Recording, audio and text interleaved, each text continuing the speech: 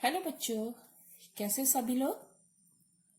बच्चों, आप पढ़ाई कर रहे हैं ये तो पता चल रहा है, लेकिन आप लोग पाठ का वाचन सही तरीके से नहीं कर रहे हैं, क्योंकि कई बच्चों ने मुझे गलत आंसर लिख कर दिए हैं और मैंने उनको सही भी बताया बाद में।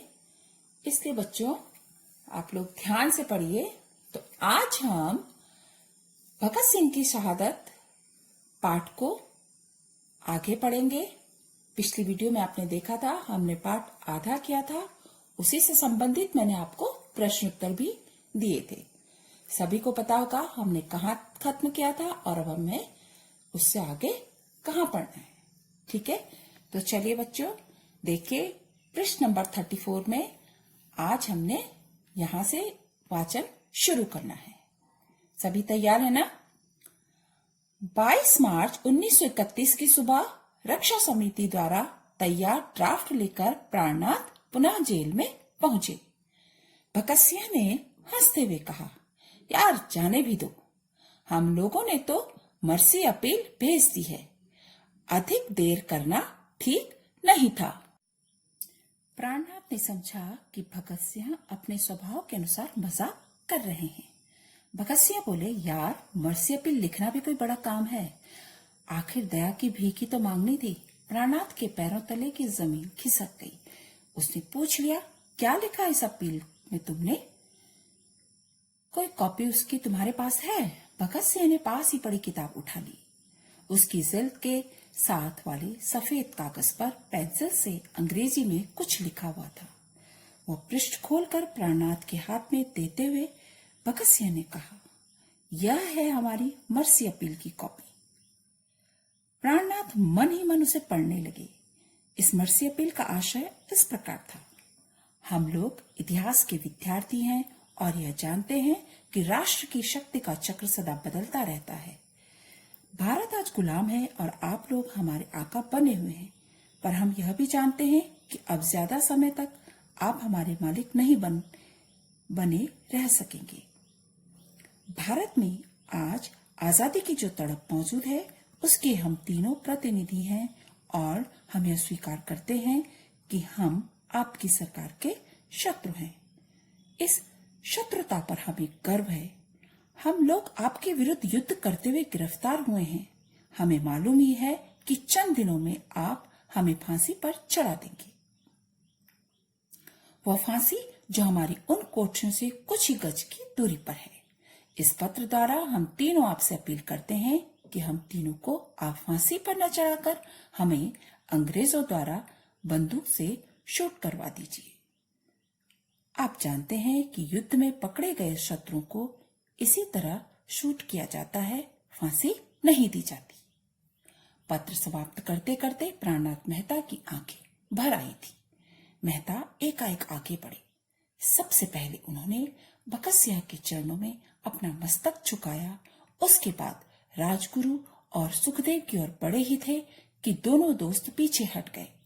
प्राणनाथ ने शीघ्रता से उस स्थान की धूल हाथ से समेटकर अपने माथे पर लगा ली। भगत सिंह ने कहा, इस तरह नहीं दोस्त, आओ गले मिले। इस मौके पर भी भगत सिंह हंसी मजाक के मूड में थे। मेहता से उन्होंने कहा, प्राण, परसों सुबह तुमसे मैंने जो पुस्तक मंगवाई थी उसके 324 पृष्ठ मैं इस समय तक पढ़ चुका हूँ। बहुत अच्छी पुस्तक है। करीब 100 पृष्ठ बाकी हैं। उम्मीद है कल सुबह फांसी पर झूलने से पहले इन 100 पृष्ठों को भी मैं पढ़ ही लूंगा।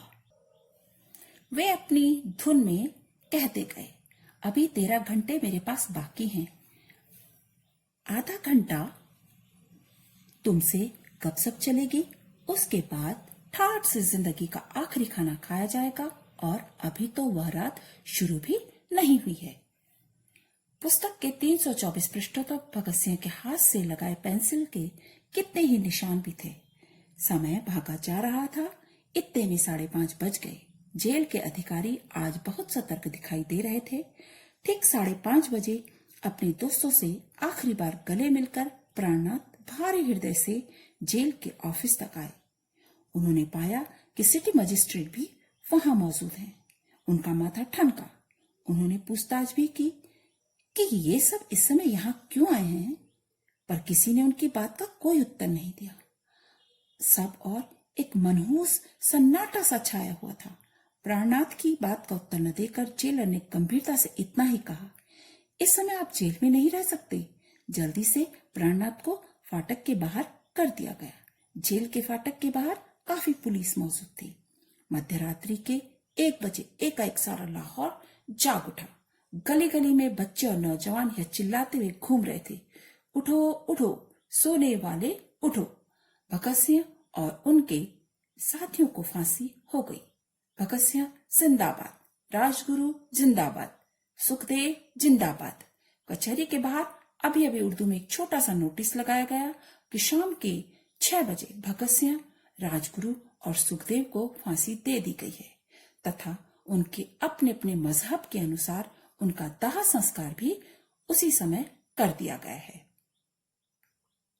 जब पंजाब सरकार को ज्ञात हुआ था कि 24 मार्च की प्रातः 1 लाख के करीब व्यक्ति जेल के बाहर जमा होंगे, इससे उन्होंने 23 मार्च की शाम को ही तीनों वीरों को फांसी देने का निश्चय कर लिया। जब उन्हें फांसी के कटघरे की ओर ले जाया गया तो उनके उत्साह का अंत नहीं था। उनके नारे जेल के बाहर तक सुनाई दे रहे थे। फांसी बहुत जल्दी में दी गई और उसके बाद तीनों शहीदों के शव फिरोजपुर के पास सतलुज के किनारे जल्दी जल्दी में जलाए जा रहे थे कि खबर फैल गई। तब लाहौर से बहुत से लोग वहां पहुंच गए। तीनों शहीदों के अधजले शरीर को 3 लंबे बक्सों में 3 अर्थियां तैयार की गई और 24 मार्च की दोपहर को लाहौर में उनका ऐतिहासिक जुलूस निकाला गया। लेखक भी जुलूस में सम्मिलित थे। सांझ को रावी के किनारे लाखों व्यक्तियों की मौजूदगी में एक चिता फिर से जलाई गई, जिसमें तीनों वीरों के शरीर पर एक साथ रख दिए। भारत के इतिहास का एक अमर दिन था। वे शहीद मरकर भी अमर हो गए। ठीक है बच्चों, अब मैं आपको इस पाठ का पूरा सार एक बार फिर से समझा देती हूँ। उसी के अंतर्गत मैं आपको प्रश्न उत्तर भी दूंगी और बाकी का कार्य भी दूंगी, जिसमें कि किसने किससे कहा संबंधित प्रश्न उत्तर होंगे। ठीक है बच्चों, तो ध्यान से सुनिएगा जब मैं आपको पाठ का सार समझा रही हूँ। तो चलिए क्लास में एक बार आपको पाठ का सार फिर से समझा देती हूँ। यह पाठ एक संस्मरण है जो भगत सिंह के अंतिम दिनों की झांकी प्रस्तुत करता है। मैंने आपको बताया था पढ़ने से पहले। 21 मार्च 1931 को लाहौर के एक प्रमुख वकील को टेलीफोन आया कि महात्मा गांधी जी ने हाल ही में लॉर्ड इरविन से यह अपील की है कि भगत सिंह और उनके साथियों को जो फांसी की सजा मिली है उसको रद्द कर दिया जाए। उस पर वायसराय क्या है विचार कर रहे हैं। आसफ अली साहब का कहना है कि इस समय यदि भगत सिंह व उसके साथी शीघ्र ही एक पत्र यानी मर्सी अपील दया याचना वायसराय के पास भेज दें तो उनके प्राणों की रक्षा हो जाएगी। पर कोई भी ऐसा नहीं था कि जो भगत सिंह से यह बात कहने का साहस जुटा पाए, क्योंकि उनको पता था कि भगत सिंह नहीं मानेंगे। भगत सिंह के बचपन के दोस्त जो थे प्राणनाथ मेहता थे, तो किसी ने सुझाया कि यह काम प्राणनाथ को सौंपा जाए। कुछ सोच विचार करके फिर प्राणनाथ मेहता को बुलाया गया और उन्होंने ये उत्तरदायित्व भी स्वीकार कर लिया। मतलब उन्होंने ये जिम्मेदारी ले ली कि वे भगत सिंह से इस विषय पर बात करेंगे। वे भगत सिंह से मिलने जेल गए। भगत सिंह ने उनसे पूछा कि वे क्या चाहते हैं, मतलब वो किस कारणवश यहां पर आए। तो प्राणनाथ मेहता ने कहा कि तुम गांधी जी का सहयोग करो और मर्सी अपील भेज दो। भगत सिंह, राजगुरु और सुखदेव सिंह ने कहा कि यदि इस बात को कोई और कहता ना तो वो इसे धक्के मारकर बाहर निकाल देते, लेकिन उसके साथ ऐसा क्यों नहीं कर सकते, क्योंकि उनके बचपन का दोस्त है। प्राणनाथ मेहता ने कहा कि भगत सिंह तुम गलत मत समझो, मुझे गलत मत समझो। वे ये नहीं चाहते कि किसी भी प्रकार उनकी बहादुरी पर बट्टा लगे। 21 मार्च 1931 को रक्षा समिति द्वारा एक ड्राफ्ट तैयार किया गया, जिसे लेकर प्राणनाथ मेहता पुनः जेल पहुंचे। वे दोबारा फिर जेल गए। भगत सिंह ने उन्हें अपनी मर्सी अपील दिखाई और उन्हें पत्र में लिखा था कि हम